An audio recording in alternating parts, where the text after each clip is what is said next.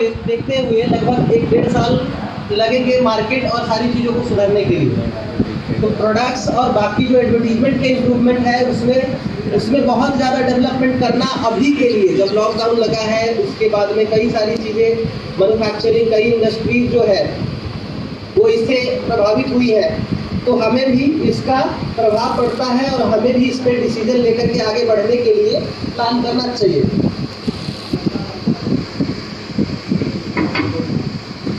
तो प्लानिंग ऐसा है कि Auxing.com में जो पहले डायरेक्ट था, फेयर मैचिंग था, ये सब सारी चीज़ें एज इट इज रहने वाला है, कोई उसमें बदलाव नहीं होने वाला है। जो एक्टिवेशन की का फॉर्मूला था वो भी एज इट इज रहने वाला है। डीडीसी जो एक्टिवेशन की जनरेट करता था, जो डीडीसी को बेनिफिट मिलता था, वो भी एज इट इज रहने वाला है। वो सब चीज़ें कुछ भी बदलने वाला नहीं है। अब बात करते हैं कि जब डिजिटल टास्क बंद होगा तो बेनिफिट लोगों को कैसे होगा, उस डायरेक्शन में हम लोग आगे बढ़ेंगे। तो एक सबसे पहली चीज़ें मैं क्लियर कर दूँ, सब्सक्रिप्शन पॉइंट पे आज के डेट में हम लोगों का जो जीएसटी इंक्लूड होकर के आगे जो पैकेज हम लोगों ने इंक्रीज किया है प्राइसिंग में, उसमें की बात कर लेते हैं कि अगर 14,300 का सब्सक्रिप्शन होगा तो उससे जीएसटी कटने के बाद में 12,100 रुपये का, जो 12,100 का जो शॉपिंग वॉलेट है वो उतना क्रेडिट होता है आज भी, और आगे भी उतना क्रेडिट होता रहेगा। उतना ही पैसा अब एन पे में भी क्रेडिट होगा। 12,100 आपके शॉपिंग वॉलेट में क्रेडिट होगा, जिसका लाइफ टाइम वैलिडिटी होगा, उसकी कोई एक्सपायरी नहीं होगी, लाइफ टाइम वैलिडिटी रहेगा शॉपिंग वॉलेट का। दूसरा, जो एन पे में क्रेडिट होगा 12,100, उससे बीएम कॉइन खरीदा जा सकेगा। बीएम कॉइन सेम डे खरीदना है, सेम डे खरीदने के बाद, समझ पा रहे हैं आप सभी लोग? समझ पा रहे हैं? मैं जब आगे बढ़ रहा हूं तो आप लोगों को समझना चाहिए, क्योंकि समझना जरूरी है, आपको समझ में आएगा। मैं वैसे सब लोगों से मिलने के बाद में ही इसके ऊपर आगे डिसीजन लेने वाला हूँ। ये सिर्फ एक डिस्कशन है, और डिस्कशन आगे कैसे बढ़े कंपनी को लेकर, हम सभी लोग हर एरिया में जो इतना बड़ा परिवार है उसको लेकर आगे कैसे बढ़े, उस दिशा में प्लान कर रहे हैं, उस दिशा में रिसर्च करने के बाद में डिसीजन ले रहे हैं। तो एक बार सभी लोगों से मैं ग्रुप वाइज मिलूंगा भी, जो सीनियर लेवल पे जो लोग हैं, लीडर लेवल पे, उन सभी लोगों से मिलूंगा।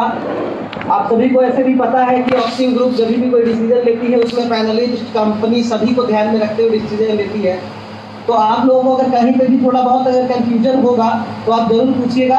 हो सकता है कि पूरी चीज़ें क्लियर ना हो, पूरी चीज़ें पीपीटी से आपको क्लियर होगा, फिर भी मोटा मोटी कुछ इन्फॉर्मेशन अगर ऐसा होगा कि आपको समझ में नहीं आया तो मैं जरूर यहाँ पे क्लियर करूँगा।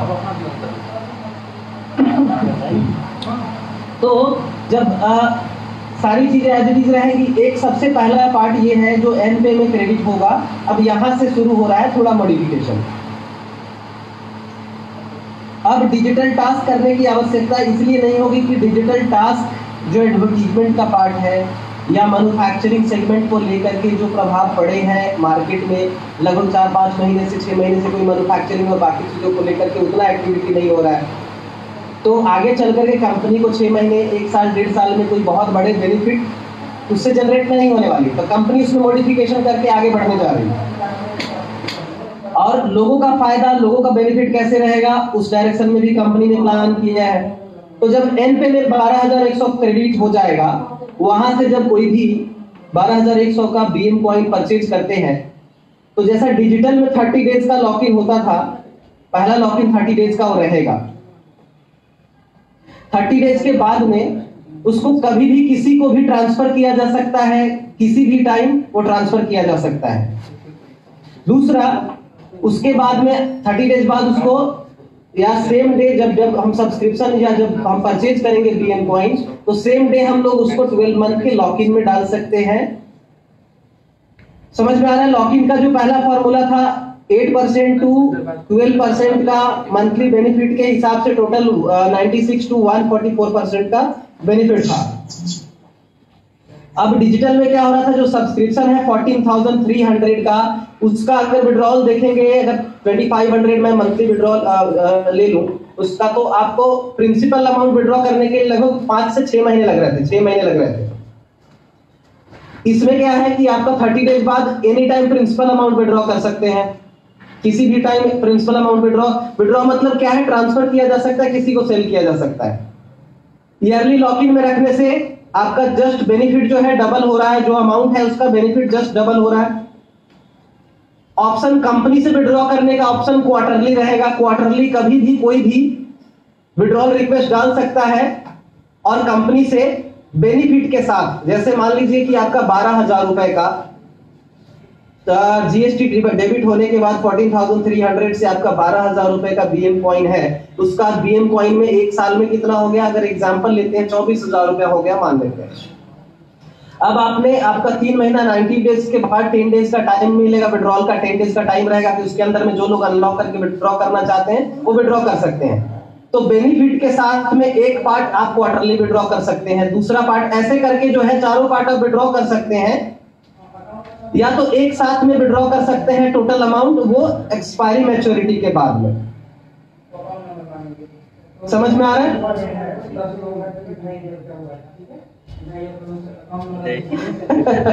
पीपीटी शेयर करूंगा, उसके बाद में समझ में ज्यादा डिटेल में आएगा, क्योंकि थोड़ी सी चीजें जो है वो नहीं है तो समझ में थोड़ा सा डिफिकल्ट होगा। वैसे देखा जाए तो डिजिटल एग्जांपल देके सर, एग्जांपल देके अगर थोड़ा सा डिस्कस करेंगे, आई थिंक सबके लिए क्लियर हो जाएगा।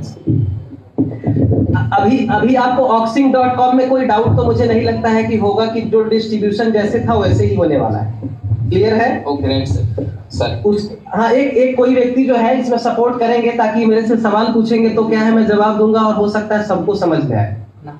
तो डायरेक्ट पेयर मैचिंग किसी भी चीज में कोई मॉडिफिकेशन नहीं हो रहा है, वो एज इट इज रहेगा। क्लियर है? ये चीजें क्लियर है सब लोगों को कि किसी भी एक्टिवेशन मतलब एज इक्वल, हाँ जी, जैसे पहले था वैसे ही रहेगा अभी तक, वैसे अभी तक डिस्कशन पे सेम रहेगा। ठीक है सर। हाँ। अब मान लीजिए आप एक पैनलिस्ट आप ज्वाइन किए नया, मान लेते हैं कोई भी डेट से, अगर 1 सितंबर से ज्वाइन किए, ठीक है, एक एग्जांपल ले रहा हूँ, डेट कंफर्म नहीं है, आगे अभी चर्चा कर फिर इंप्लीमेंट होगा। मान लीजिए कि एक पैनलिस्ट आप 1 सितंबर को ज्वाइन करते हैं, जिस डेट से पॉलिसी लागू हो गई है, तो आपने किसी को डीडीसी से एक्टिवेशन की लिया 14,300 का। अब आप क्या किए, ज्वाइन कर लिए ऑक्सीजन, किसी भी टीम में आपने ज्वाइन किया, उनको जो कमीशन मिलना था वो मिल चुका, वो कंप्लीट हो चुका है। अब आपका 12,100 रुपया शॉपिंग वॉलेट में जाता था, वो क्लियर है आपको, उतना ही जाएगा सर। उतना ही अमाउंट 12,100 रुपया एनपे में भी क्रेडिट होगा। जो एनपे वॉलेट आपको दिखता है जब आप ज्वाइन करोगे, शॉपिंग में भी उतना ही क्रेडिट होगा और एनपे में भी उतना ही क्रेडिट होगा। पैसा भरने के बाद सर यहाँ तक क्लियर हुआ? शॉपिंग वॉलेट में आता था सर, हो गया। अब एनपे में जो पैसा आया उससे बीएम कॉइन पे आप जो अकाउंट बनाए हैं, किसी भी नाम से आप अकाउंट बना सकते हैं, वहां पे कोई केवाईसी की आवश्यकता नहीं है। इस डेवलपमेंट से कैसा होने वाला है कि मेल आईडी, केवाईसी या इतने सारे जो कंप्लेन रहते हैं कि मेरा ये चेंज करना है, ये नहीं हुआ, मेरा वो चेंज करना है, कस्टमर सपोर्ट में ये नहीं हो रहा है, या डिजिटल टास्क में मेरे ये पैसे नहीं आया, इस वीक में मैं डिजिटल टास्क नहीं कर पाया, या साइड सिस्टम स्लो था, ये सब सारी चीजों को परमानेंट सॉल्व करके आगे बढ़ने के लिए इसको कैसे लेकर चला जाए, इस पे ये डिसीजन जो है काफी बेनिफिशियल होगा। अब मान लेते हैं आगे आपने 12,100 रुपया आपके एनपे में आ गया, मतलब उसका ज्यादा प्रोसेस क्लियर है? यहाँ से आपने बीएम कॉइन परचेज कर लिया 12,100 रुपए का, क्लियर? दूसरा, अब जब आपने परचेज कर लिया तो आपके पास में ऑप्शन है 30 डेज तक आप उस पैसे को किसी को ट्रांसफर नहीं कर सकते। आपका अकाउंट बन गया, वहां पे आपने उतना अमाउंट का बीएम कॉइन खरीद करके रख लिया, तो 30 डेज जैसे डिजिटल में था कि आप कोई एक्टिविटी नहीं कर सकते, वैसे यहाँ पे भी है। ये समझ में आ गया? क्लियर है? अब बीएम कॉइन 30 डेज के लिए लॉक तो है ही, उसी समय में आप डिसीजन ले सकते हो कि 30 डेज के लिए तो ऑटोमेटिक लॉक है, आप 12 मंथ के लिए इसको लॉक इन में जाना है या मार्केट में रखना है। मार्केट में भी कोई भी रख सकता है, एनी टाइम विड्रॉ कर सकता है, कभी भी अपना पैसा विड्रॉ कर सकता है, क्योंकि वैसे भी हम इसको अब आने वाले कुछ ही समय में मार्केट में डालने वाले हैं, तो मार्केट चीजें लाइव हो जाएगी, सभी लोगों को दिखेगा, एक्सचेंजर की भी लिस्ट डालेंगे, तो इसमें क्या है कि और एक्सचेंजर में कंपनी भी रहेगी तो वहां पे भी बेच सकेंगे। तो अब 30 डेज का जो लॉकिंग था वो 30 डेज का तो minimum locking system wise automatic हो गया। अब वहां से आपको सेलेक्ट करना है उसी 30 डेज में कि आपको इसको मार्केट में रखना है या 12 मंथ के लॉकिंग में जाना है। अच्छा सर, इसमें जो 30 डेज के लिए सर 30 डेज के लिए जो कंपलसरी लॉकिंग पीरियड है उसमें कोई बोनस वगैरह मिलेगा या फिर जो परचेस किया है वही 30 डेज के लिए सिर्फ रहेगा, उसमें कोई इंटरेस्ट वगैरह नहीं है?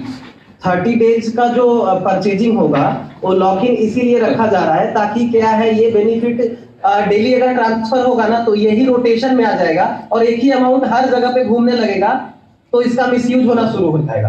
तो पहला पॉइंट ये है कि वहां पे 30 डेज का जो कैलकुलेशन है, 30 डेज ऑटोमेटिक जो लॉकिंग में आता है वो 12 मंथ के अंदर ही 30 डेज का लॉकिंग होगा सर। तो उसमें जो इंटरेस्ट अगर मान लीजिए आप 30 डेज, हाँ इंक्लूडिंग 12 मंथ, अगर उसके अंदर में आप डिसीजन ले लेते हैं कि आपको मार्केट में रखना है तो आपका प्रिंसिपल जितना भी बढ़ रहा है मार्केट उस हिसाब से आपका कॉइन बढ़ेगा। दूसरा, अगर लॉकिंग में आप डालते हैं तो लॉकिंग में 8% से लेकर 12% तक का बेनिफिट मंथली है, यानी 96% से लेकर के 144% तक का बेनिफिट ईयरली में जाता है।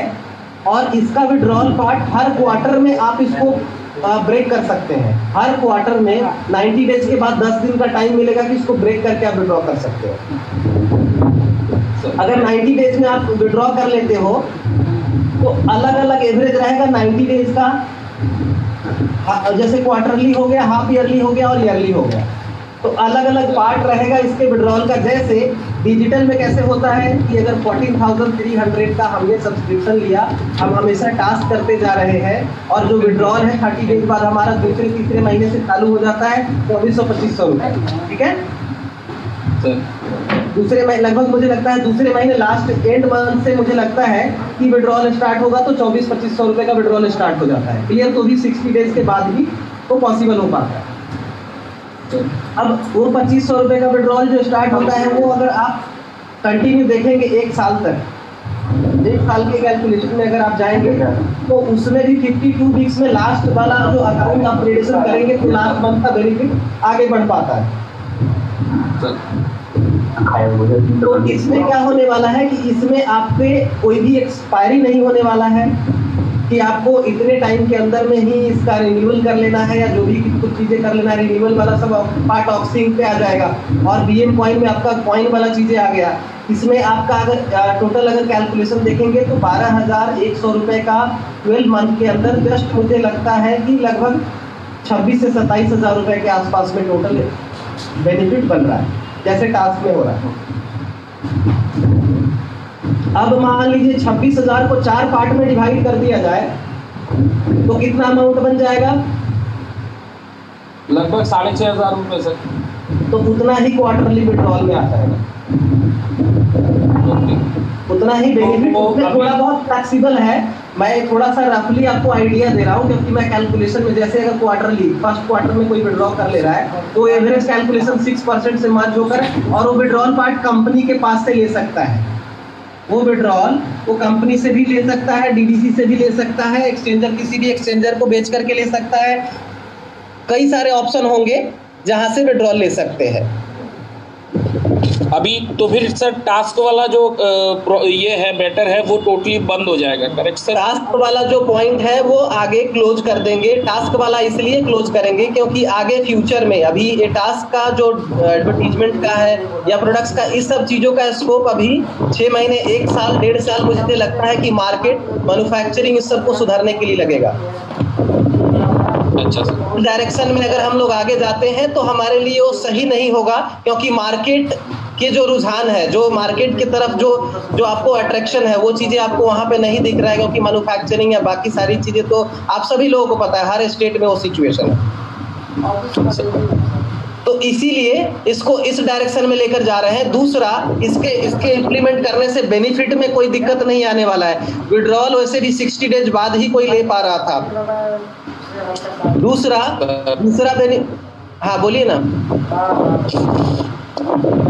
तो सर इसमें ज्वाइनिंग में जो हम लोगों को टीम ट्रेनिंग बोनस और डायरेक्ट डिजिटल लिटरेसी अर्निंग वगैरह है, उसका जो है वो भी क्या एनपे में इंक्लूड होगा या उसका अलग से कोई ऑप्शन अवेलेबल? नहीं, जैसे आपका मेन वॉलेट में क्रेडिट होता है वो ऐसे ही क्रेडिट होगा।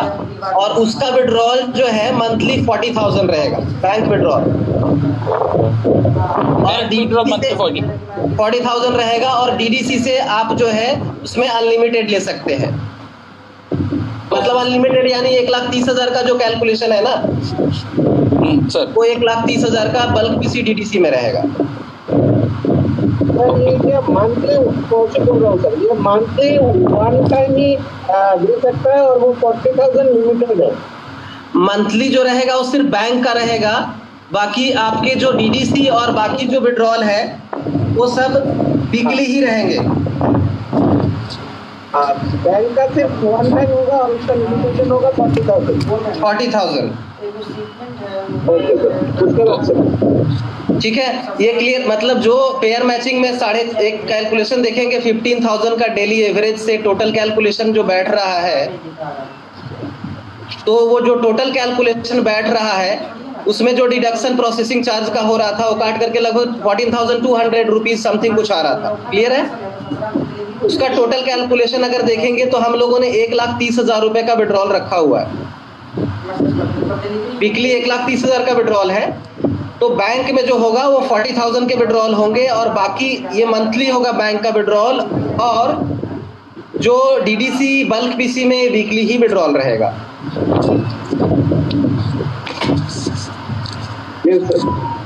अब बीएम कॉइन वाले जो पार्ट पे है थोड़ा फ्लक्चुएशन ये समझने की जरूरत है कि फ्लक्चुएशन क्या समझना है कि जैसे मान लीजिए मैंने उसको एग्जांपल आपको देकर समझाया, लेकिन उसमें थोड़ा बहुत मॉडिफिकेशन रहेगा जो मैं कल पीपीटी आपको शेयर करूंगा, उसमें आपको क्लियर हो पाएगा। पीपीटी में क्या है कि डिटेल आपको इसलिए क्लियर हो पाएगा क्योंकि एवरेज वाइज सारी चीजें कैलकुलेटेड लिखा हुआ है। अगर तो यही चीजें मैं बोर्ड पे समझाता तो ज्यादा डिटेल में आपको क्लियर हो पाता। अभी मैं डिस्कशन में बात कर रहा हूं तो हो सकता है एवरेज कैलकुलेशन दिमाग में बैठ नहीं पा रहा हूँ। एक एवरेज कैलकुलेशन ये समझ लीजिए कि किसी ने भी 14,300 का ऑक्सिंक में सब्सक्रिप्शन लिया, बीएम कॉइन 12,100 का परचेज हुआ, लॉक इन में किया। अगर लॉक इन में मार्केट में रख सकते हैं, मार्केट का जो एवरेज होगा वो तो मिलेगा। जो अगर फ्रीडम है मार्केट में रखने के लिए 30 डेज के अंदर ही सिलेक्शन करना है कि आपको मार्केट में रहना है या लॉक इन करके रहना है। अगर लॉक इन में रखते हैं तो लॉक इन भी ऐसा नहीं है कि आप 12 मंथ का सिलेक्ट करते हो तो 12 मंथ बाद ही विड्रॉ कर सकते हो। 30 डेज बाद कभी भी उसको अनलॉक कर सकते हो। 1% जो बेनिफिट है तो आपके 90 डेज के अंदर में भी इंक्लूड करके आपको दिया जा सकता है, वो ऑटोमेटिक अनफ्रीज हो जाएगा। दूसरा, 1 क्वार्टर के बाद अगर विड्रॉ ले रहे हैं तो आपका जो टोटल ईयरली बेनिफिट हो रहा है उसको 4 पार्ट में कन्वर्ट करके आपका वो विड्रॉल क्वार्टरली ले सकते हैं। तो बेनिफिट कैसा हो जाएगा कि यहाँ पे किसी का टास्क नहीं छूटेगा, किसी का कोई केवाईसी से रिलेटेड बहुत ज्यादा कंप्लेन झमेल नहीं रहेगा। एक घर में जो सिचुएशन पहले था कि यार मेरा 3-4 अकाउंट कैसे मैं करूं आगे बढ़ने के लिए, तो वो भी पॉसिबल यहाँ पे हो जाएगा कि मैक्सिमम आप क्रिएशन कर सकते हो। दूसरा, 12,100 का बीएम कॉइन आपके पास में है तो आप हजार रुपए का भी किसी का सेल कर सकते हो 1 क्वार्टर के बाद में। तो बहुत सारे फ्लैक्सिबल रास्ते मार्केट में काम करने के लिए बीएम कॉइन के माध्यम से मिल जाएगा। वो 12,100 रुपए का 1 क्वार्टर के बाद में अगर आप उसको बेचना चाहते हो 10 लोगों को तो हजार रुपए का भी बीएम कॉइन बेच सकते हो।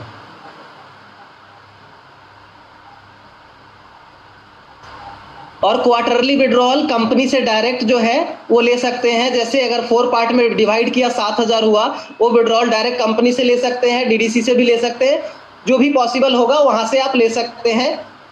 दूसरा, कॉइन में जो विड्रॉल होगा उस पे टीडीएस, जैसे डीडीसी अगर पेमेंट देगा तो डीडीसी ही टीडीएस काटेगा, डीडीसी ही भरेगा। समझ में आ रहा है? या जो बेनिफिट लेगा ज्यादा वो अपना टीडीएस भरेगा। तो यहाँ पे भी कई सारी चीजें जो है वो बेनिफिट कंज्यूमर एंड से ही हो जाएगा। वो कंपनी जैसे बैंक अकाउंट में लेंगे वहां पे वो टीडीएस आपको लाइबल हो जाएगा अगर ज्यादा अमाउंट टीडीएस के स्लैब से लेते हैं। तो कई सारी चीजें जो कंपनी के ऊपर बर्डन बन रही थी उस सब चीजों को अनफ्रीज करके लोगों के अंदर में जो है उसका वो डिवाइड करने वाले हैं। सर डीडीसी क्या हमारे बैंक अकाउंट में ट्रांसफर करेगा? और डीडीसी बैंक अकाउंट में भी ट्रांसफर करेगा। डीडीसी जो भी डीडीसी है उसको हम लोग थोड़ा सा अभी केवाईसी और बाकी चीजें ठीक कराएंगे, उसमें डीडीसी 4 करेंसी में ट्रांजेक्शन कर पाएगी। INR, USD, अच्छा, GBP, JPY और 5 करेंसी, यूरो, 5 करेंसी में डीडीसी भी उसको चला पाएगी और उस पर काम कर पाएगी। डीडीसी को थोड़ा केवाईसी और बाकी सारी चीजें कंप्लीट कराने के बाद में एक डीडीसी में ये चीजें इनेबल करना शुरू करेंगे। और आगे जो डीडीसी सब्सक्रिप्शन जो बेचेगी ना, डीडीसी पे जो जीएसटी का भी आएगा, वो भी हम लोग आगे अनफ्रीज करने वाले हैं कि डीडीसी जो जीएसटी जितने अमाउंट का बेचेगी कमीशन के साथ में, वो डीडीसी ही भरेगी जीएसटी। वो भी चीजें हम लोग अभी इसमें इम्प्लीमेंट करने वाले हैं। अगर मैं हफ्ते का 1,30,000 में डीडीसी में ट्रांसफर करता हूँ, तो डीडीसी उसको मेरे बैंक अकाउंट में ट्रांसफर करेगा या मुझे कैश देगा या मुझे पिन बनाना ही होगा? आपके पास में जो ऑप्शन आज के डेट में दिया हुआ है वही ऑप्शन रहने वाला है। जो ऑप्शन आज के डेट में हम लोग इस्तेमाल कर रहे हैं उसमें कोई नया ऑप्शन ऐड नहीं हो रहा है। डीडीसी तो अभी कैश पेमेंट हम लोगों को नहीं कर सकता। अगर डीडीसी अभी जो है, जो डीडीसी 1,30,000 का कैश पेमेंट नहीं दे रहा है, या जो भी सब्सक्रिप्शन कोड का जो फॉर्मूला है, वो सब सारी चीजें ऐसे ही रहने वाला है। एज इट इज जो चल रहा है ना, वही रहने वाला है। इसमें मैं बता रहा हूँ कि मंथली विड्रॉल 40,000 का हम लोग इसको इम्प्लीमेंट करने के बाद में मंथली विड्रॉल 40,000 का करने वाले, जो हम लोग वीकली 10,000 रुपए का करने वाले थे। हाँ सर, समझ लिया। मतलब डीडीसी डायरेक्ट बैंक अकाउंट में ट्रांजैक्शन नहीं कर सकता। डीडीसी डायरेक्ट बैंक अकाउंट में भी दे सकता है। जिस डीडीसी के अकाउंट से डेबिट होकर के जाएगा तो वो डीडीसी अपना टीडीएस काट करके आपको पैसे देगी। वो टीडीएस कंपनी नहीं काटेगी। जब डीडीसी पेमेंट करेगा तो टीडीएस कटेगा, और टीडीएस कटेगा और उतना पेमेंट जो है डीडीसी ही भरेगा। उससे क्या हो जाएगा, कंपनी को पूछने की जरूरत नहीं कि उसका टीडीएस किधर गया, क्या हुआ।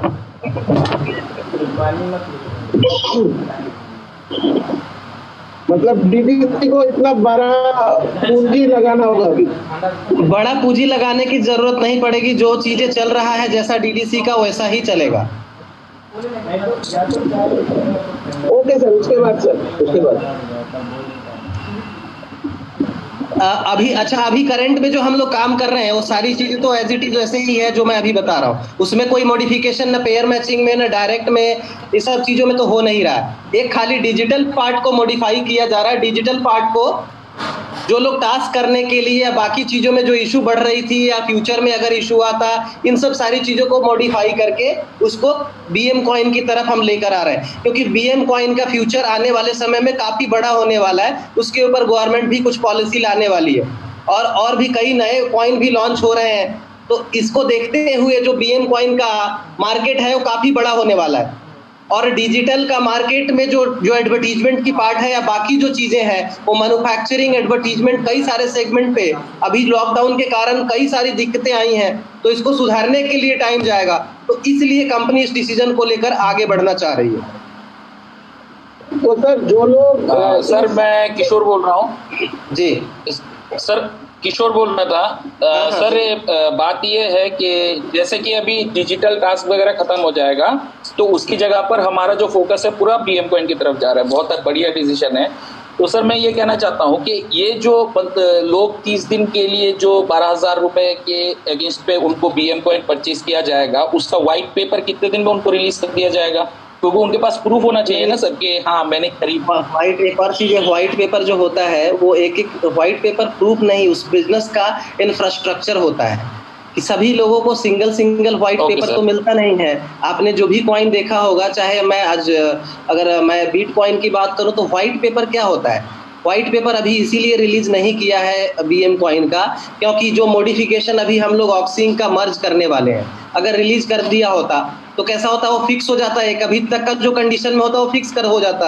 अब क्या इसको दोनों को मर्ज कर रहे हैं तो वो व्हाइट पेपर लिस्ट में ये भी शामिल हो जाएगा कि इसका परचेज मॉडल क्या होगा, इसका लॉक इन मॉडल पहले से क्या जो था उसमें क्या फ्लक्चुएशन रहेगा। क्योंकि लॉक इन मॉडल ऐसा था कि एनी टाइम अनफ्रीज कर सकते हैं, 12 मंथ के लिए लॉक कर सकते हैं। क्वार्टरली विड्रॉल वाला पार्ट नहीं था उसमें। तो ये सब अगर व्हाइट पेपर में डालकर रिलीज कर दिया जाता तो क्या हो जाता, वो फिक्स हो गया होता। अभी जो हमें मर्ज करना था वो पॉसिबल नहीं हो पाता करने के लिए, इसीलिए उसको अभी रिलीज नहीं किया है। अब इस डिसीजन पे हम लोग फाइनल हो जाएंगे तो व्हाइट पेपर भी रिलीज कर देंगे उसका। व्हाइट पेपर क्या होता है कि एक तरह का पूरा लीगल मॉडल डॉक्यूमेंट्स होता है कि ये कॉइन कैसे परफॉर्म करेगा, कैसे काम करेगा, लॉक इन में कैसे काम करेगा। जब कोई भी इंफ्रास्ट्रक्चर, कोई भी वेबसाइट का इंफ्रास्ट्रक्चर बनता है तो जैसे उसका FAQs बनता है, FAQs में सारे सवालों के जवाब होते हैं, उसी तरह से जो व्हाइट पेपर होता है, व्हाइट पेपर में उस कॉइन का मॉडल कैसे चलने वाला है उसका वर्जन 1.2, 1.1 ऐसे करके लॉन्च होता रहता है। ईयरली उसका मॉडिफिकेशन भी होता है। ये कब तक लॉन्च होगा sir white paper? White paper ये डिसीजन जैसे ही फाइनल कर लेंगे, ये इम्प्लीमेंटेशन जो है, अभी इम्प्लीमेंटेशन आजकल में तो होगा नहीं, जब तक मैं सब लोगों से मिलकर पीपीटी पे डिस्कस नहीं कर लेता तब तक इसका इम्प्लीमेंटेशन नहीं करने वाला हूं, क्योंकि आप लोगों को जो वीडियो कॉल पे मैं डिस्कस कर रहा हूं हो सकता है कि प्रॉपर डिटेल्स आपको समझ नहीं आ पा रहा हो। तो मैं चाहूंगा कि एक बार मिल करके हम इस पे बात करेंगे और बात करने के बाद में आप सभी